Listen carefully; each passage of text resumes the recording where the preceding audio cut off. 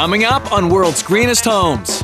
In Sweden, an amazing off-the-grid house that expands like an accordion. It's like a box for matches. If you slide it out, that's basically the principle of it. And in Texas, how high-tech helps keep this home cool. What's amazing is the energy you save. When these shades are closed, you can turn off the air conditioner. I'm Emmanuel Beliveau. Come with me on World's Greenest Homes and see the most extraordinary homes on the planet. Homes that are gorgeous, cool, and green.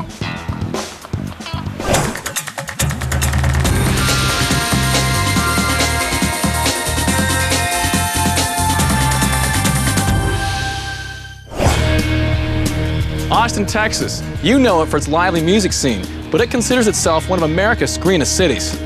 I'm here in Austin, the capital of the state of Texas. It's here that one couple went looking for that perfect house. Instead, they found one that needed a lot of work, but it had two great selling points: location and its green features. Here, temperatures can head north of 100 degrees Fahrenheit, but this home has been designed to stay cool naturally. Previous owners used local limestone, cellulose insulation, and a heat-reflecting metal roof. The foundation for Green had already been set when its new owners took on the task of renovating and using as many eco-friendly materials as possible. Louise Epstein is a fashion retailer and lives here with John Henry McDonald, a finance consultant. Joey and Knickers guard the property.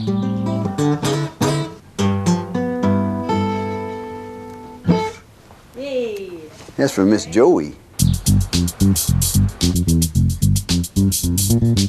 Inside the main floor is a double-height living space with a lounge and dining area. Next door is the kitchen. On the second level, there's a home office for Louise, a music room and study for John Henry, along with a master bedroom and bathroom.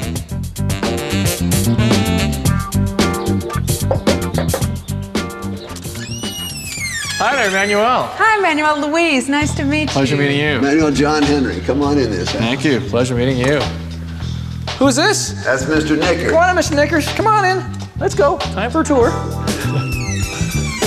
This place is huge. Yeah, oh, it measures 24 feet tall, 48 feet long, bow to stern. It's incredible. And look at that view. Yeah. That's when we fell in love with the house. 2.5-story ceilings make the room seem cavernous, so they brought in some hardwood to warm things up.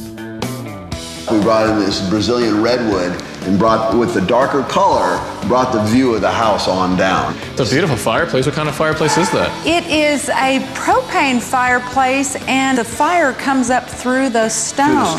That's great. Very slick too. I love the design. The stainless steel is beautiful. It really gives off heat. Yeah. Yeah, a lot. And it's propane, so it's not those waxy logs. It's not wood burning. You know, you look at this room and you see the ceilings that are 24 feet tall, and you think, my God, this thing must cost a fortune to keep cool, and that's just not so. Is your air conditioner on full right now? No. No air conditioning No. on at all. At all right now. That's right. It was on last night, Yeah. and so you're still feeling the coolness from last night, and here it is midday. That heat-reflecting metal roof, along with recycled paper insulation in the walls, helps keep things cool, along with another, more traditional method.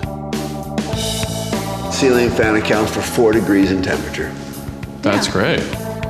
Even better, their electricity bill is half of what it was in their last home, which was 1,000 square feet smaller. I'll show you one of our favorite spots. Yeah. Well, I can see why it's your favorite. What's fun about where we're sitting, and frankly, you're sitting in my favorite chair, and that's okay. Thank you. I'm honored then. I'm honored. Is you can Yeah. spin around and you can just be at one with nature. Just off the living area is the guest bedroom. Well, Very this, nice. this is a separate entity. This is a place that's quiet. This is a place that has one of the grandest views in the whole house. It's a beautiful view. What's wonderful is you can be lying in this bed. The minute your eyes open, all they see is this nature preserve. Mm-hmm. And it's pretty wonderful. All right, so next we'll go check out the Kitchen. Kitchen? Piece de resistance. Okay, let's head there. Kitchen. After you. The kitchen is tucked away behind the main living space. I love this kitchen, and I love to cook. We love to entertain, but I didn't like feeling segregated from the guests. So here I can cook, and the guests are right there. The countertops are a local granite, and all the appliances are Energy Star rated. That table over there is 100-year-old teak. There are 3 planks here. And you can see the trestle underneath. There's some beautiful detail work down here too. You've got steel construction. I see you polish some of your steel, and you've got the teak on top. This entire table is from salvaged materials. And as long as we're talking about stainless steel and salvaged, that big beam over there is an I-beam that was salvaged from another building. And that's not decorative. That beam is holding up the ceiling. We also see a lot of copper back here. This is beautiful. I love this backsplash. It warms up the whole room, and it picks out the copper highlights in the granite. Copper is naturally bug resistant. It can kill bacteria in 4 hours, compared to stainless steel, where it can live for more than a month. My kitchen is my heaven. I wanted to get the most spectacular sink that you could get, so I've got this light. Is that great? The light is in the end of it. Yeah. How do I pull it out? Yeah, just like that. And look at that, it's got an LED light in it. Yes, is that fabulous? That's great. And it comes in so handy when you're washing dishes at 2 o'clock in the morning. He still says that is the biggest waste of money I've ever seen. Yeah, this is absurd. These cabinets are beautiful. It is solid wood made locally by a wonderful cabinet maker. This is called vertical grain juniper fir. In Texas, this grows like a weed. Like a weed. So does that mean to say it's not wanted? In fact, it's not wanted. Cedar is not native Texas. The cedar roots go down more than 50 feet and suck the water out of the ground and keep the native plants from flourishing. In fact, it crowds out all the native plants. Yeah, they're gonna go anyway, so we must do something with it. It's wood that we wish wouldn't. Now it's up to the second floor. This is a very important room in our lives. Louise and I spend an hour and a half, 2 hours every morning right here, except for Saturday and Sunday, where we go outside and sit on the outside deck. But this is it. A lot of coffee is consumed right here, my friends. Well, this is great. These are really, really Aren't cozy. they comfy? Where'd you find these? These are a Scandinavian chair, and they're like some really ugly shoes. I think they're so darn ugly, they have to be comfortable. Just around the corner is something that John Henry is very proud of. Oh, that's great. When we started remodeling here, this was a washer and dryer. It was the ugliest piece of space in the whole wide world. One day Louise said, I know what to do. I'm going to put in a library. Just perfect. And again, you've used the juniper up here as well? Exactly. Yeah, one more dead juniper. You don't like the junipers in Texas, do you? One at a time. Right next door is John Henry's study. The bookshelves and desk are made of the same non-native juniper as the kitchen cabinets. A couple of instruments in here. Yeah, there's some guitars, and behind me is a poster from the days when I used to play. This is the live music capital of America, Austin, Texas. So I came down here to play live music, and the car broke down. I mean, And you stayed? The car broke down. The car broke down. The guitar should have broken The down. guitar should have broken down. That's you. That's me. Still have the mustache. Absolutely. I still have the mustache. Say, I had to give John Henry a little space that was his. And so I have less to do with this room than any room. So this is, John Henry, this is your space. This is my space. You- I hung the pictures, and she only changed them twice. Oh, really? A shared powder room connects a study to a home office for Louise. At the end of the hall is the master bedroom. Oh, that's a nice sized room. Before we bought the house, I was doing a lot of traveling, spent an inordinate amount of time in a hotel in Chicago, and that hotel was my haven. I thought, I want this bedroom to feel as luxurious as that hotel room. I want that whole spa feeling. I think we have the coolest bedtime reading lights. You can pull them down like that. Isn't that cool? Isn't that nice? You just pull them down. Yeah. A little warm, but pull them down. And when you're done reading, yeah, you just push them up. That's right. We've got a lot of windows. The sun blazes through directly from the east, and it tracks across the house, the southern side of the house. That brings a lot of heat. We've got aluminum rolling shutters that close off the room and create a beautiful atmosphere. So what's amazing is the energy you save. When these shades are closed, you can turn off the air conditioner in the middle of the day. This room is going to stay cool. Just off the bedroom is a sleek master bathroom. Oh, look at this. Makes me feel like I'm on vacation every morning. I believe it. You often see the his and her sink within the same vanity. You have his and her setups completely. Oh, absolutely. Yes. It's not only beautiful and spa-like, serene and peaceful, but it's energy efficient. We have a high-efficiency water heater. We've got low-flush toilets and shower heads. And that cuts their water usage by around half. We didn't like the cabinets. That is the front of the cabinets. So what did you do? I just had my cabinet maker replace the fronts, and then we got new knobs and painted them. I think a lot of times people think they have to replace their entire cabinet when it's really just what they're looking at, the fronts. Yeah, refacing can be a third of the cost of replacing an entire unit, so it's great to always do that. And there are holes at the top of this room to share in the skylight that's in the closet. So the closet brings in the light into this room as well. That's your closet back there? May I look? Yeah. The size of a small apartment. His side, her side. And as you can tell, John Henry actually has more clothes than I have. You know, there are people who live in apartments this size in New York. Oh, just absolutely. So you know. Absolutely. Actually, when John Henry walked into the closet, that was the end. He had to have the house. I had to have the house, yeah. Enough room for my bow ties. And you can see another, not only the skylight in the closet, but a window in the closet. So wherever we can let natural light in. So where can we go next? Let's go outside. Yeah? Oh, it's hot outside. Yes! Yeah. A spiral staircase takes you to a deck and a welcome patch of shade. Oh, this is great. I love this. This is metal on top here. It is normally used to stucco over. Right. But our architect cleverly put it up there, and we think it's lovely because it lets the sun in. And we spend a lot of time out here. We have dinner parties in the spring and fall. So we're gonna take a look down there? We are, but I'm gonna go grab something to protect me from the sun. And I'm gonna follow her and change my shirt, tell you. Okay, sure. Got a hat? We do for you. All right, just cool. for you. Where are we going? Coming this way. Okay. Next stop is Louise's garden. So what kind of plants do you have here? Native Texas plants, and most of what you see we didn't plant.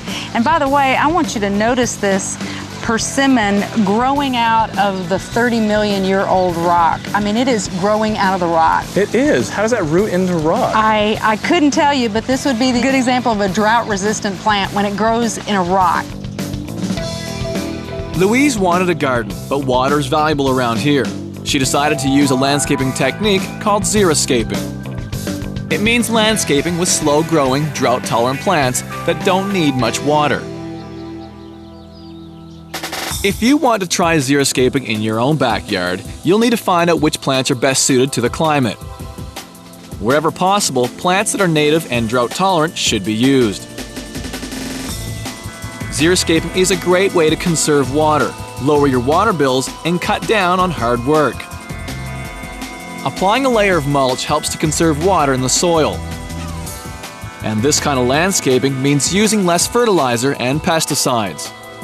So, it's a win-win situation all around. Now we head down to the pool. Well, look at this. In this hot climate, it's important to keep the pool cool. This infinity edge pool is designed to do it naturally. And that waterfall over there is the way the water cools off. The condensation creates a little bit coolness, so this water stays cool during the summertime. And there's a holding pond on the other side, and it recirculates the water back in. There's one more outdoor space with a beautiful limestone fireplace and another clever but simple way to keep things cool. We have another awning that drops that shields us from the sun because we are facing west. And so we drop this awning. Look at that. What a great idea. Extra shading from the sun. Yeah. It's the difference between being able to enjoy this deck in the late afternoon and not being out here at all. What is amazing to me about this house and this whole, I would say it's this whole experience living here, is that you can live in total luxury and be green. Yeah. And what could be better than that? Well, thank you so much for the tour. It really was wonderful. Thank you so much. It's just a beautiful place.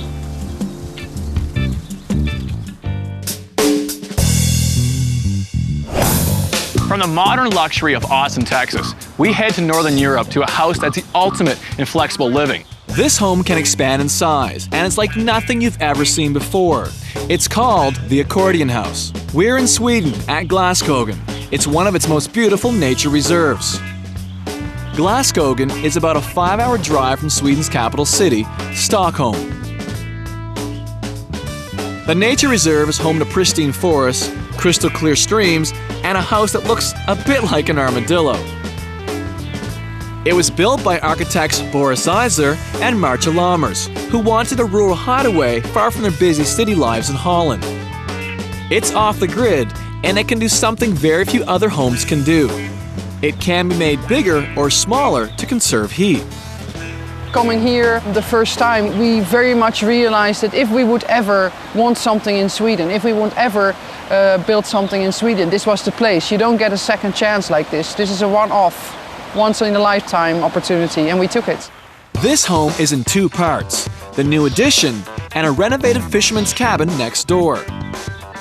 Inside the addition, the main living space is open concept, with a compact kitchen, a dining area, and a lounge. Next door in the cabin, there's a cozy bedroom. For the bathroom, it's back to nature with a composting outhouse. And there's a hot tub on the deck. Inside the new addition, it's all about cutting-edge design and curves everywhere you look. What we try to do with that is find a solution for the interior finish. That inner structure of the rib cage, if you wish, still will be exposed even after finishing it. We really like the idea of having the traces of the structure still visible. I think in general, you could almost say that it's a well-loved animal. It's alive. It doesn't not only move, and it doesn't look like an animal from the outside, but also from the inside. And we really like the beams to be sanded in this sort of bone shape. And as an inspiration, if you look back into the history and you see the work of Antonio Gaudí in Spain, in Barcelona, he also used that kind of really nice organic shape. And I think we're also inspired by his work. The cladding is made from local pine, which has been left untreated except for the floor, which has been varnished. The kitchen may look basic, but there's everything you need to whip up a humble feast. And wash up afterwards. For the water in itself, we have 2 systems. We have drinking water that is provided to us by our neighbors, and the water from the stream is being used for dishwashing here in the kitchen. In the living room, the walls have been covered with reindeer skins. They're used for insulation by the Sami people who live in Sweden's far north. And in a tough climate, you make the most of what nature gives you. They live with two things. They have ice and they have reindeer, and those 2 are the only ingredients basically that they can live off. They have these huge herds, but when it dies, they eat the meat, they recycle the bones and also the skins. Basically, their whole tents are built of recycled reindeers. That fascinated us. So as a sort of tribute, we wanted to have something like that, and it very well fitted our feeling for the living room, which should have been a sort of cozy area. But ancient or modern, style doesn't take a back seat in this home. Look no further than the chandelier called Birdie. Although it's really, really small, from the square meters we realized the space itself, especially sitting at this end of the house, looking back, is much bigger than the space actually is. But Marcia and Boris were lucky to be able to build anything so close to the lake in the first place. Under Swedish planning regulations, it's difficult to build close to a lakeshore. But fortunately, building an addition was considered adding to an existing structure. Basically, the old fisherman's cabin was the argument why we could build in the first place. And we thought it would be good to keep that. And it was a starting point of the operation of building and extending to it. And now it's a very cozy bedroom. Like the main living space, there's a wood-burning stove. All the light in the home is provided by the solar panels on the cabin's roof. But what about the bathroom? Well, you don't get much more eco-friendly than this. A bathtub on the deck filled with water from the stream. And the nice thing is that apart from this connection, which is just a simple connection, we do have an extension towards the little cabinet over there. And in the cabinet we have a divider, and with that we can also take the water into the house. So we have dishwashing water in the kitchen straight from the stream. This is actually one of the best features of the property. The best part is the evening, when it's total black sky, the stars are out, and we sit in here with a little sip of cognac and a cigar, and then enjoy being here and enjoying life. But relaxing close to the stream wasn't enough for Boris. He wanted to live right over the stream. And then at some point Boris said, let's make an extendable house. Let's make a house we can extend over the stream, so we can have we live above the stream and not just next to the stream. And I just answered him, you are totally crazy. You are nuts. This is not going to happen. But at some point, as we sort of had that discussion, as we were looking at it, we started sketching and sort of trying to find a way to solve that. And then at some point I said to him, but maybe if we do it like this, and that sentence makes a solution born.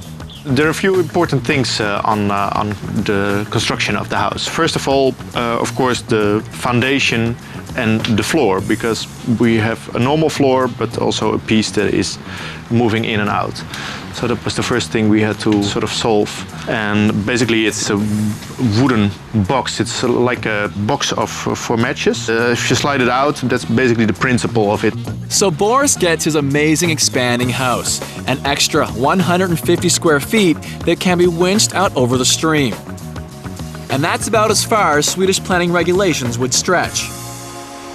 If you sit in this position, you almost feel like you can touch the stream underneath you, and still you're not outside. You're just well protected in the house, and the light and the scenery is changing during the whole day. So basically, you can just sit here, watch the light, watch the clouds, watch the colors changing.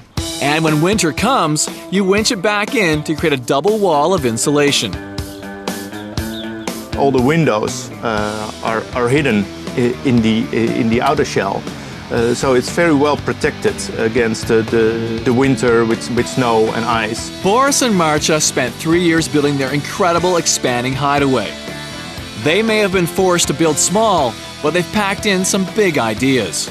But most of all, I think it's a place that we created together where we can be totally ourselves, totally happy. It's a safe haven, away from the rat race, away from the stressed lives we live back in Holland. And by stretching more than their imaginations, they've built a truly unique green home.